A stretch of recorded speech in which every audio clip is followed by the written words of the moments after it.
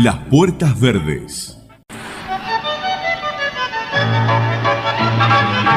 La muchacha rubia, solterona ya, según los cánones de la época, se dejó cortejar durante largos años por quien sería finalmente su marido. Ella provenía de una familia aristocrática, pero sin dinero. Él venía de una familia criolla, muy humilde, y él hizo mucho dinero. Su fortuna en un momento del siglo XX, fue considerada la más grande de Argentina. Cuando en 1906 murió Ambrosio Olmos, en circunstancias poco claras, su viuda, María Adelia Arilaos, tenía más de 40 años. Sin hijos, ella heredó un capital tan grande que originó comportamientos extraños dentro de su familia de sangre, ¿no?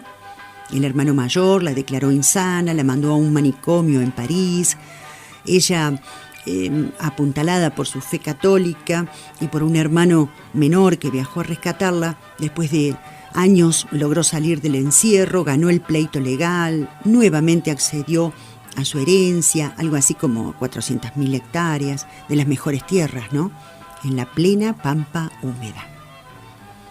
¿Y qué iba a hacer Adelita, como la llamaban sus íntimos, con semejante herencia? Bueno, ella empezó por estrechar vínculos con la jerarquía católica. Las donaciones fueron cada vez más espléndidas, en algún caso increíbles. Era el tiempo en que Buenos Aires tenía una sociedad de damas de beneficencia, hacía caridad con pobres, con huérfanos, con necesitados. Muchas de aquellas damas de la sociedad pretendían ganarse el cielo, tal como le habían prometido los sacerdotes cada vez que hacían donativos. Adelia María, heredera de millones y millones, ingresó en ese mundo dadivoso y aristócrata y fue varias veces presidenta de la Sociedad de Beneficencia.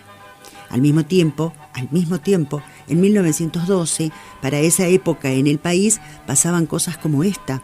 En Santa Fe ocurría el célebre grito de Alcorta, los campesinos rebelándose frente a la explotación de los terratenientes.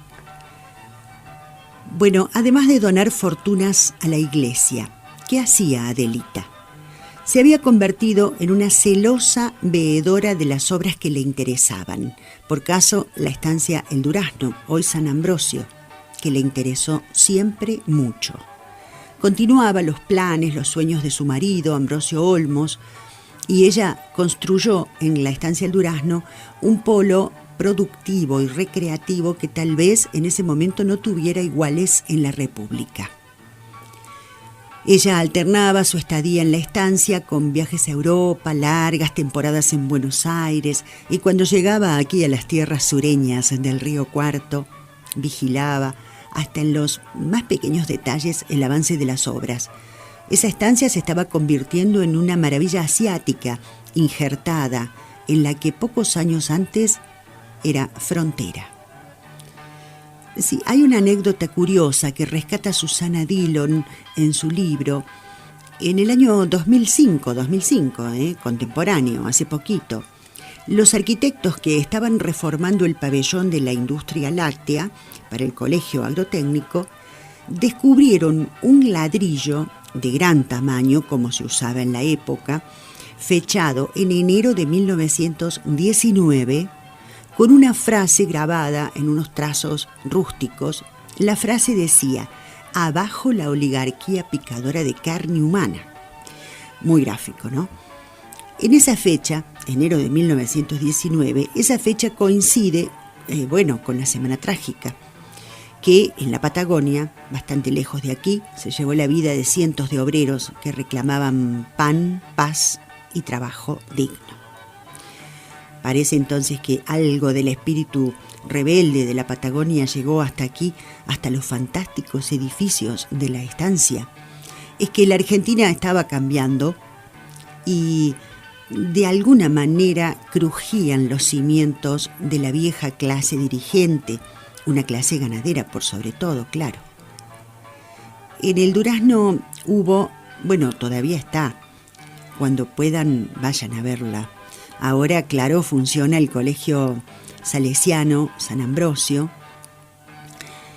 Había de todo, una maravillosa piscina, un apiario, tambo, pabellón lácteo, donde se producían ahí de todo, una casa de té que imitaba las pagodas orientales, un observatorio astronómico, una iglesia, la vivienda del encargado, por supuesto, y el palacio en el cual la dueña tenía una habitación en suite revestida de espejos, comunicada con su estudio, todo esto bajo un sofisticado sistema de alarmas, para la época también una novedad, y todo construido con materiales venidos de los mejores y más caros lugares de Europa. Adelia María contrató un mayordomo inglés para que llevara las riendas de semejante estancia, porque se decía que los ingleses eran los mejores mayordomos. Siempre había que tener comida, limpieza, estufa prendida, por si ella llegaba sin avisar, cosa que ocurría porque la dama gustaba de la sorpresa.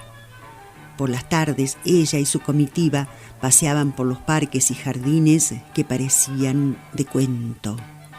Tanto es así que a la estancia se la llamaba el Versalles americano. Cuando llegaba a Río Cuarto, Adelia María paraba en Los Ángeles Custodios, una también bella construcción sobre Monte y Vélez Arfiel estaba. En la planta baja hubo, pero hace muchos años, dicen, una casa de chocolates muy renombrada que todavía los más grandecitos recuerdan. Bueno, ahí en esa casa recibió muchas veces a personalidades, por ejemplo, el gobernador de Córdoba, Ramón Cárcano, que la visitaba siempre. En la planta alta ella había hecho construir talleres donde las mujeres gratuitamente podían aprender labores domésticas.